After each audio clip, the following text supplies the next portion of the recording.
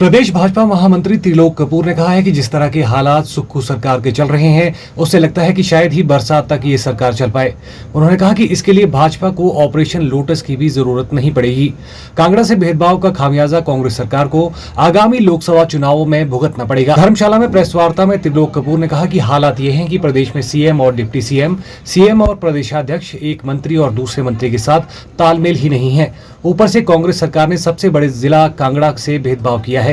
एक साल तक कांगड़ा को एक ही मंत्री दिया, अब जाकर दूसरा मंत्री दिया है, उसे भी अन्य मंत्रियों से विभाग छीन कर दिए गए हैं, जबकि सीएम के पास स्वयं 1.5 दर्जन विभाग है। उन्होंने आरोप लगाया कि आपदा के चलते सरकार द्वारा बंद किए गए स्टोन क्रशर का परिणाम है कि रेत का एक टिप्पर जो 12,000 रुपए में आता था आज 26,000 रुपए का आ रहा है। ये सरकार का कैसा व्यवस्था परिवर्तन है। विशेष रूप से आज हमारे संगठनात्मक जिला कांगड़ा की बैठक, जहां आने वाले समय में संगठन की योजना और उसकी दिशा क्या होगी, जहां इस पर आज चर्चा हुई। हमारे पार्टी के प्रदेश के संगठन मंत्री विशेष रूप से उपस्थित थे। वहीं जो कांगड़ा जिला के साथ जो भेदभाव हो रहा है पिछले 1 वर्ष के इस कालखंड में, उसको लेकर विस्तृत रूप से चर्चा हुई। आज कांगड़ा के वरिष्ठ नेतृत्व ने मिलकर डिप्टी कमिश्नर कांगड़ा को एक ज्ञापन दिया है कि ये जो हमारा धर्मशाला विश्वविद्यालय जो हमारा केंद्रीय विश्वविद्यालय का जो परिसर पिछले लंबे समय से जो है विचाराधीन है, इसको लेकर कि केंद्र की सरकार ने 250 करोड़ रुपए की स्वीकृति दे दी है, प्रदेश की सरकार जो है 30 करोड़ जमा क्यों नहीं करवा रही है। इसी तरह दूसरा जो भेदभाव का जो आरोप है कि इतना बड़ा कांगड़ा जिला 10 विधायक चुनकर यहां से गए हैं, आखिर 2 मंत्री और उनको विभाग कैसे दिए हैं अपने? क्या एक भी ऐसा विभाग आपके पास नहीं था जो कांगड़ा की जनता के साथ जो वो जस्टिफाइड होता? इसका प्रश्न हमारा जो प्रदेश की सरकार से था। तीसरा जो हमारे चंबा जिला में एक हमारे दलित परिवार के साथ जो जघन्य अपराध हुआ, नौजवान मनोहर लाल जिसके शरीर के टुकड़े टुकड़े करके फेंक दिए, उस परिवार के घर में आज दिन तक मुख्यमंत्री जी और आपके मंत्री क्यों नहीं गए?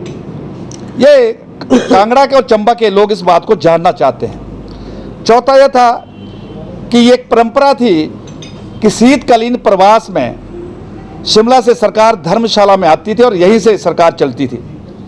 यहाँ पर लगते जो हमारे क्षेत्र थे वहाँ प्रवास होता था और यहाँ के जो गरीब लोग हैं जो शिमला नहीं पहुँच पाते थे, उनको सरकार के यहाँ दर्शन होते थे।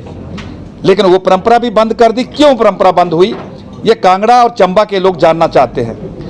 इसी प्रकार जो आपने कांगड़ा जिले के ही क्रशर बंद किए, ऐसा क्यों? आज आपके इस तानाशाही रवैये के कारण जो यहाँ के गरीब लोगों को, जो यहाँ की जनता को 12,000 रुपये का एक रेत का टिप्पर मिलता था, आज वो 26,000 में क्यों मिल रहा है? ये कांगड़ा की जनता का सवाल है। और इसी प्रकार से जो हिमकेयर योजना, उस समय श्री जयराम ठाकुर जी मुख्यमंत्री थे और उस समय श्री विपिन परमार जी स्वास्थ्य मंत्री थे। उनकी कृपा से जो योजना गरीबों के लिए बनी थी, आज उस प्रकार के जो पात्र लोग हैं, आज वो सड़कों में दर दर की ठोकरें खा रहे हैं। उनको एक बहुत बड़ा सहारा था कि 5 लाख रुपए तक मुफ्त इलाज उस योजना में उनका होता था, लेकिन प्रदेश की सरकार 200 करोड़ रुपए की देनदारियां जो है, और जिसके कारण प्राइवेट लैब ने ये सारी जो सुविधाएं देनी बंद कर दी है।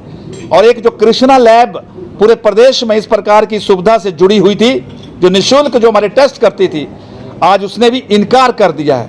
और टांडा ही टांडा 38 करोड़ रुपए की देनदारियां हो गई है। और कल की घटना है कि एक मेरी बहन सुनीता देवी, जब वो अपने टेस्ट कराने गई, बहुत बीमार थी, उन्होंने इनकार कर दिया, उसको कहीं दूर जाकर जो है वो टेस्ट कराने पड़े।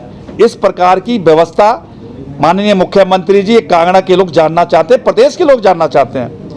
ये जो आज प्रश्न थे, इसको लेकर ये प्रेस वार्ता के बिंदु भी थे और हमारे जो कार्यकर्ता थे उनसे चर्चा की ये विषय। निश्चित तौर पर ये मैं नहीं कह रहा हूँ, ये हिमाचल प्रदेश के हर वासी ये गुणगुनाने शुरू हो गए हैं कि कांग्रेस की सरकार लोकसभा चुनाव के बाद कभी भी जा सकती है। उसका कारण क्या है? उसका कारण है कि जो प्रचंड जनमत मोदी जी को मिलेगा 4 लोकसभा क्षेत्र हिमाचल में, उसका इतना बड़ा प्रभाव होगा कि कांग्रेस उस प्रेशर में टिक नहीं पाएगी। और इसलिए हम कहते हैं, हमारे पर जो आशंका व्यक्त करते हैं कि लोटस ऑपरेशन करेंगे, हम नहीं करेंगे लोटस ऑपरेशन। कांग्रेस के लोग ही तैयार बैठे हैं और ये बरसात तक मुझे नहीं लगता कि सत्ता कांग्रेस की अपने पास रख पाएगी, ये कहना कठिन है।